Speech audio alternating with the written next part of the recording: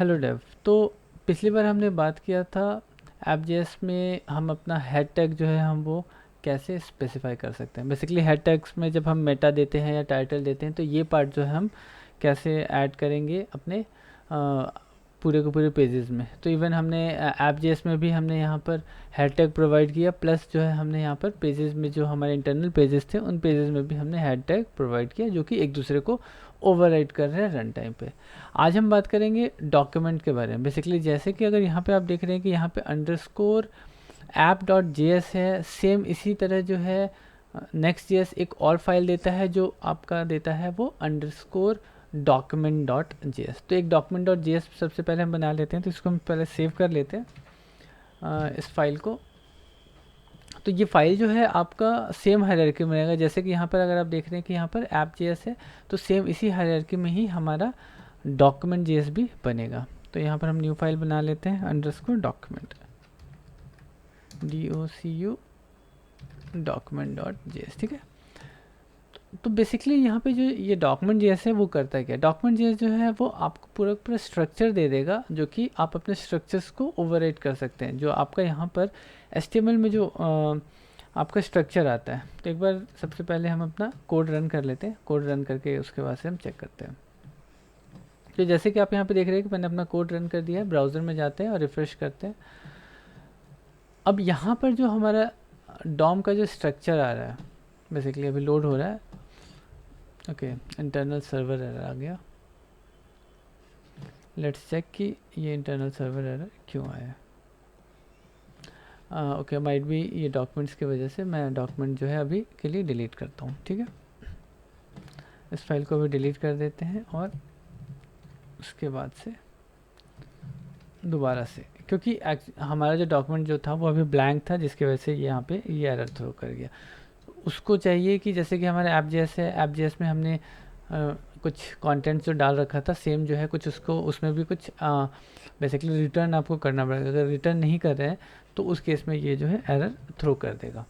तो नॉर्मली क्या है कि ये जो फाइल नेम है वो नेक्स्ट.जेएस का अपना फाइल नेम है, तो इस फाइल नेम को आपको फॉलो करना है। और ये फाइल नेम जो है वो नेक्स्ट.जेएस का है, तो इस नाम से अगर आप अपने लिए कोई जेएस बनाते हैं, अपना खुद का आपका कोई फाइल बनाते हैं, तो वैसे में प्रॉब्लम आ सकती है। तो चलिए अब एक फ़ाइल यहाँ पे क्रिएट करते हैं। सेम मैं उसी सेम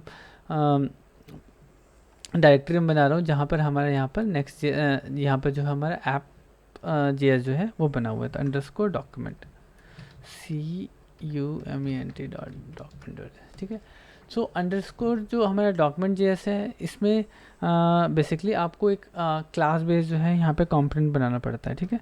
तो क्लास बेस एक यहाँ पे कंपोनेंट बनाएंगे। तो क्लास बेस कंपोनेंट बनाने के लिए उससे पहले जो है हम यहाँ पे डॉक्यूमेंट को हम यहाँ पे इंपोर्ट कर लेते हैं जो कि नेक्स्ट जेएस में डिफ़ॉल्ट हमें मिलता है। तो इंपोर्ट डॉक्यूमेंट फ्रॉम, ये एक्चुअली ऑटो कंप्लीट से आ गया है हमारा। तो हमारे यहाँ पे डॉक्यूमेंट डॉट जो है हमारा डॉक्यूमेंट यहाँ पे इंपोर्ट हो गया। अब यहाँ पर हम इसको एक्सटेंड करेंगे। तो class my document from sorry x tends document. ठीक है। यहाँ पे हमने अपना क्लास जो है यहाँ पे बना लिया। इसको अब एक्सपोर्ट कर देते हैं। एक्सपोर्ट डिफ़ॉल्ट माई डॉक्यूमेंट। यहाँ पे हमने उसको एक्सपोर्ट कर दिया। अब क्या है, यहाँ पे इसको रेंडर करना है बेसिकली। ठीक है। रेंडर में हमें इसको यहाँ पर रिटर्न करना है। रिटर्न में जो होगा हमारा स्ट्रक्चर जो है वो स्ट्रक्चर हम यहाँ पर डिफ़ाइन करेंगे। तो स्ट्रक्चर डिफ़ाइन करने से पहले यहाँ पर हमें कुछ टैग्स जो है उनको इंपोर्ट करना पड़ता है। ठीक है। तो पहला जो है आपका HTML। ठीक है। उसके बाद से हो गया आपका हेड। उसके बाद से हो जाता है आपका मेन और उसके बाद से है आपका नेक्स्ट स्क्रिप्ट। ठीक है। तो ये जो यहाँ पर 4 टैग्स हैं इनको जो है आपको यहाँ पर इंपोर्ट करना पड़ेगा। तो सबसे पहला जो हमारा टैग होता है वो डिफ़ॉल्ट जो होता है वो HTML होता है। तो हम इसको HTML को हम यहाँ पे ऐड कर देते हैं। अगर स्ट्रक्चर हमारा जो देखें, अगर यहाँ पर स्ट्रक्चर देखा तो यहाँ पर सबसे पहला जो होता है वो हमारा HTML होता है। तो हमने यहाँ पर HTML को ऐड कर लिया है। ठीक है। उसके बाद से आपका आता है हेड को यहीं पे हम क्लोज़ कर देते हैं क्योंकि अभी यहाँ पे हेड पे हम कुछ कर नहीं रहे हैं चेंजेस। उसके बाद आता है हमारा बॉडी। तो बॉडी जो है यहाँ पे डिफ़ॉल्ट रहेगा, जो कि हमारा बॉडी का जो डिफ़ॉल्ट टैग होता है वो हम यहाँ पर बॉडी को यहाँ पे डिफ़ॉल्ट हम यहाँ यूज़ करेंगे। उसके बाद आता है आपका मेन, ठीक है, मेन, और आता है उसके बाद से next script. Next script basically आपके जो स्क्रिप्ट्स जो होते हैं उसको ये टारगेट करता है। तो यहाँ पर जो है हमारा पूरा का पूरा स्ट्रक्चर जो है हमारा डॉम स्ट्रक्चर, बेसिकली जो अगर डॉम में हम कुछ चेंजेस कर रहे हैं तो डॉम स्ट्रक्चर जो है यहाँ पे हमारा पूरा तैयार हो गया। अगर ब्राउज़र पे जाते हैं, इसको रिफ़्रेश करते हैं, तो यहाँ पर अभी कोई चेंजेस नहीं दिख रहा है। बेसिकली चेंजेस इसलिए नहीं दिख रहा है क्योंकि हमने अपना सर्वर अप कर दिया था, उसके बाद से हमने यहाँ पर फाइल ऐड किया है, ठीक है। तो एक बार सर्वर को हम स्टॉप करते हैं, स्टॉप करके दोबारा से हम सर्वर को अप करते हैं, ये हमारा सर्वर अप हो जाता है। उसके बाद से यहाँ पर उसका इम्पैक्ट पड़ेगा। तो अभी हमारा सर्वर अप नहीं हुआ है, ये हमारा सर्वर अप हो गया, ठीक है। तो अब देखते हैं कि हम यहाँ पर क्या चीज़ें कर सकते हैं। तो बेसिकली आप यहाँ पर देख रहे हैं कि हमारा जो है बॉडी आ गया, यहाँ पर हेड आ गया, जो कि डिफ़ॉल्ट जो है वो पहले भी यहाँ पर आ रहा था। तो अब यहाँ पर जो है हम डॉम का स्ट्रक्चर लेने का हमारा क्या सेंस बनता है उसके बारे में एक बार थोड़ा सा बात कर लेते हैं। तो यहाँ पर क्या है कि जैसे कि अभी तक जो है हम कोई भी पेजेस बना रहे थे तो पेजेस में हम डायरेक्टली हमें जो था वो बॉडी के अंदर का कंटेंट मिलता था जहाँ पर हम कोई भी चेंजेस करते थे, ठीक है। लेकिन अगर किसी केस में आपको यहाँ पर लैंग्वेज जो है लैंग्वेज यहाँ पे प्रोवाइड करना है तो उस केस में जो है ये जो आपका डॉक्यूमेंट JS जो है वो आपको हेल्प करेगा। तो जैसे लैंग कर देते हैं, लैंग करके यहाँ पर EN दे देते हैं, ठीक है। इसको सेव करते हैं। सेव करने के बाद से अगर यहाँ पे जाएंगे, इसको एक बार रिफ्रेश करते हैं और देखते हैं कि हमारा वैल्यू आ रहा है कि नहीं।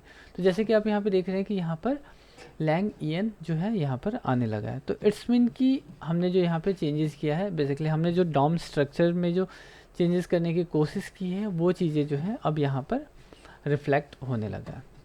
प्लस एक चीज़ का ज़रूरी ये ध्यान रखिए कि बॉडी जो है ये डिफ़ॉल्ट होगा, और ये बॉडी में जो है जैसे कि अगर यहाँ पर आप देखें तो हमने यहाँ पर H को जो हमारा कैपिटल है, M कैपिटल है, तो यहाँ पर B को जो है वो कैपिटल हम नहीं करेंगे। अगर आप B को कैपिटल कर देते हैं तो ये एरर थ्रो कर देगा। जैसे कि अगर मैं एक बार चेक कर लेते हैं, यहाँ पर मैंने B को कैपिटल कर दिया है। अब इसको अगर रिफ़्रेश करता हूँ तो आप यहाँ पे देख रहे हैं कि यहाँ पर इंटरनल सर्वर एरर दे दिया। इट्स मीन कि ये कुछ यहाँ पर गलत हो रहा है बेसिकली।